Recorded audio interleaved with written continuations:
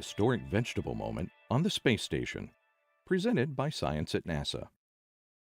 On August 10th, astronauts on the International Space Station sampled their first space-grown salad and pronounced it good. They were treated to freshly harvested red romaine lettuce grown in the veggie plant growth chamber, a special structure designed to make gardens flourish in weightlessness.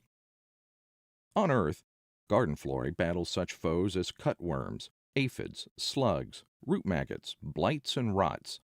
But weightlessness is one thing no earthly vegetation encounters. In a weightless environment, there is no up and down, so roots grow in all directions. Water and substrate, the materials used to anchor these plants and allow for root growth, tend to float away. With veggie, these problems are solved by using plant pillows, bags of substrate with space dirt and controlled release fertilizer.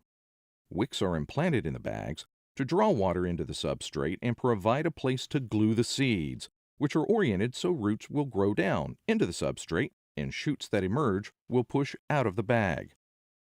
LEDs furnish light for photosynthesis and give the shoots a sense of direction so they keep growing upward. The walls of the veggie chamber can expand to make room for the growing crop. According to astronaut Scott Kelly's taste buds, this special space-tailored arrangement works. Tastes good? Yeah, I like that. Kind of like arugula. Yeah, it's fresh, that's all. He explains the importance of growing such culinary delights in space. If we're going to Mars someday, there's going to be a long period of time where we're going to have to be self-sufficient, and having the ability for us to grow our own food is a big step in that direction. The astronauts celebrated this historic vegetable moment by toasting their lettuce leaves and shouting, "Cheers!" Before long, they'll be toasting cabbage, tomatoes, and more. The next SpaceX delivery will supply some of the seeds. We will be sending up seeds for a small cabbage that is very highly rated for flavor and additional red romaine lettuce, says Joy Yamasa, veggie payload scientist at Kennedy Space Center. We are working on crop selection with dwarf tomatoes and dwarf peppers.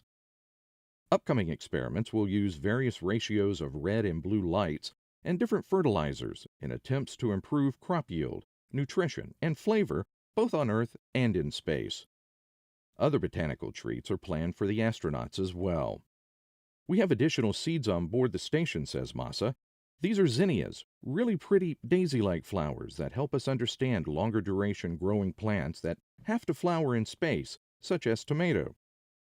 That kind of enjoyment is expected to be an important added bonus to veggie. I think the psychological benefit of growing plants in space will be incalculable, she says. Having living plants can help with stress and increase the crew's enjoyment. Growing plants can provide the sights, smells, and tastes of Earth.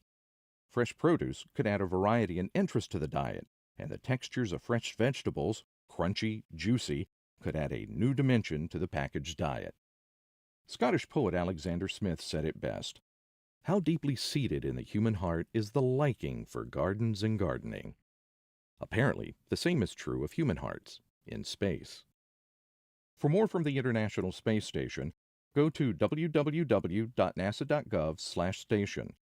For more nutritious news from Earth orbit and beyond, stay tuned to science.nasa.gov.